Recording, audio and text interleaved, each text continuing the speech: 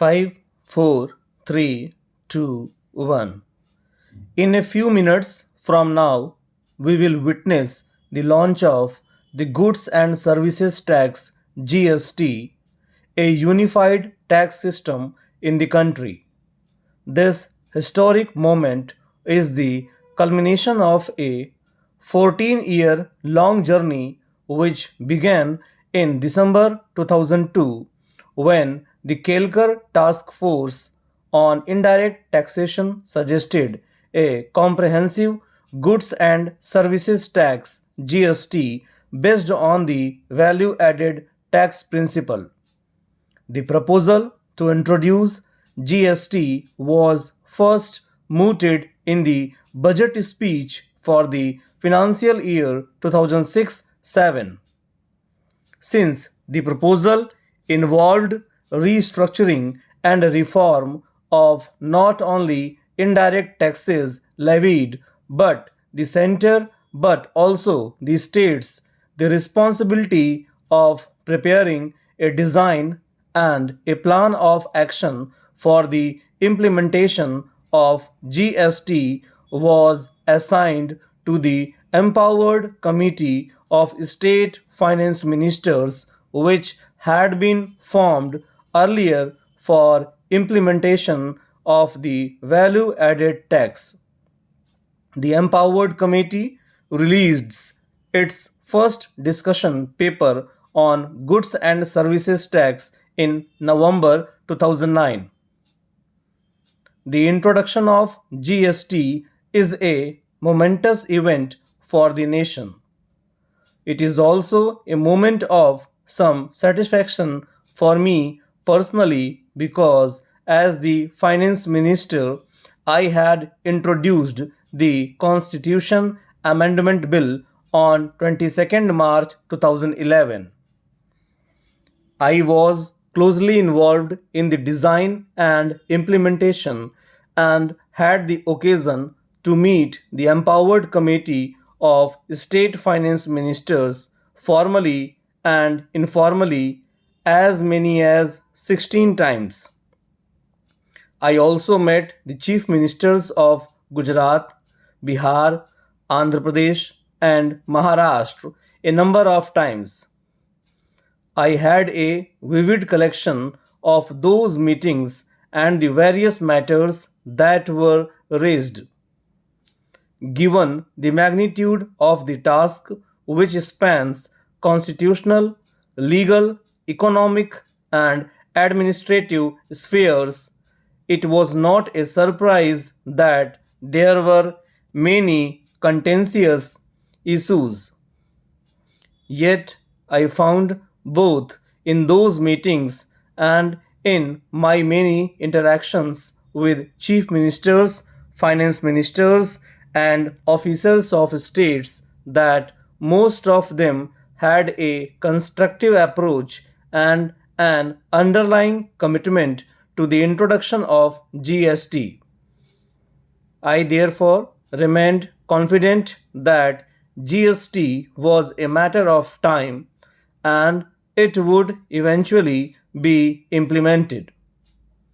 My confidence stood justified when, on 8 September 2016, after the bill was passed by both houses of parliament and more than 50% of state legislatures, I had the privilege of giving assent to the Constitution 101st Amendment Act. After the amendment of Constitution, the GST Council has been constituted as per the provisions of Article 279A of the Constitution. The Council, which is responsible for making all recommendations to the Union and the states in respect of GST, such as model laws, rates, exemptions, is unique in our Constitution. It is a joint forum of the center and the states where neither the center nor the states can, without the support of the other, take any decision.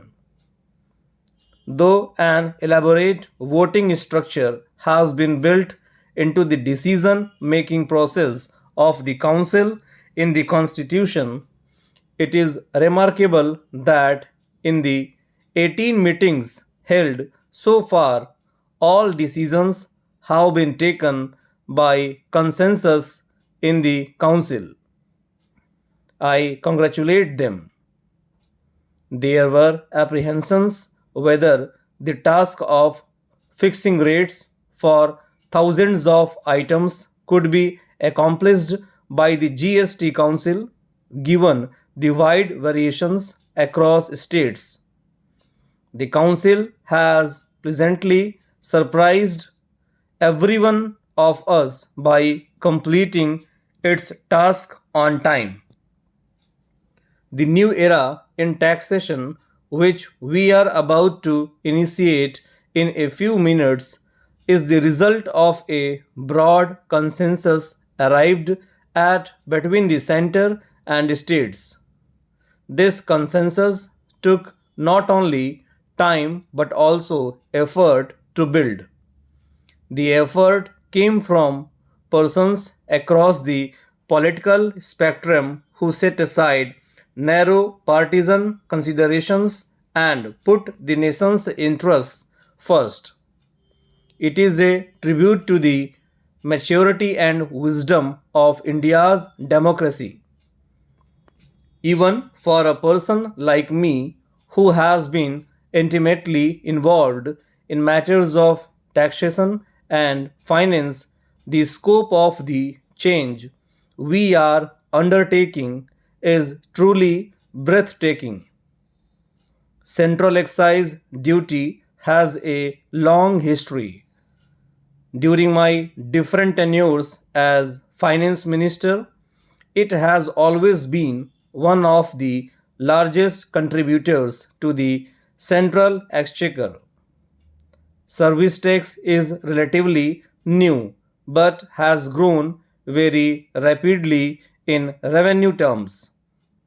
Except for a few goods outside the purview of goods and services tax, both of these will now disappear along with additional customs duty, special additional duty of customs, and numerous cesses and surcharges.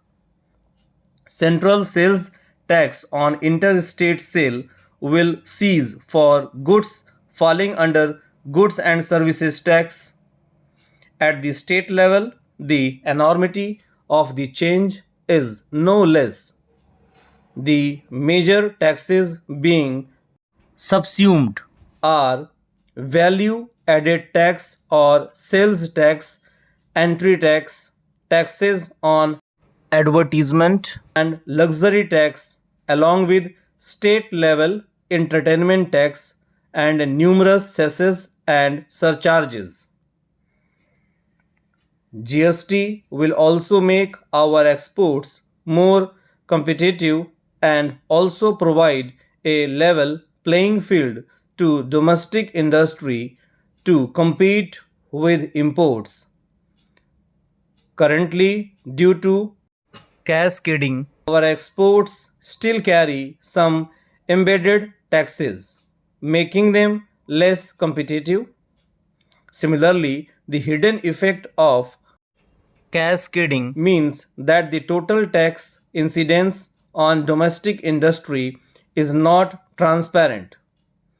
Under GST, the tax incidence will be transparent, enabling full removal of tax burden on exports and full incidence of domestic taxes on imports.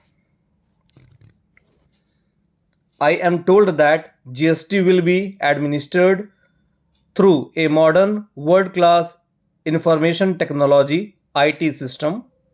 I recall that in July 2010, I had set up an empowered group for development of IT systems required for the GST regime under the chairmanship of Sri Nandan Nilekani. Subsequently, in April 2012, a special purpose vehicle, the GSTN GST network, was approved for creation by the government for GST implementation. This was to ensure that we lose no time, and as and when the legislative framework is in position, the technical infrastructure should be ready to take forward GST. I am told that a key feature of the system is that buyers will get credit for tax paid on inputs only when the seller has actually paid taxes to the government. This creates a strong incentive for buyers to deal with honest and compliant sellers who pay their dues. GST is a disruptive change. It is similar to the introduction of VAT when there was initial resistance.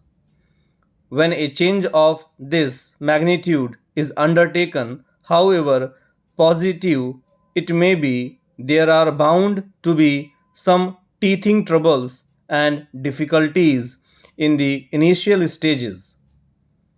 We will have to solve these with understanding and speed to ensure that it does not impact the growth momentum of the economy. Success of such major changes always depends on their effective implementation. In the months to come, based on the experience of actual implementation, the GST Council and the central and state governments should continuously review the design and make improvements in the same constructive spirit as has been displayed till now. In conclusion, I would like to express my deep appreciation for all those who made tremendous effort in making this path breaking legislation.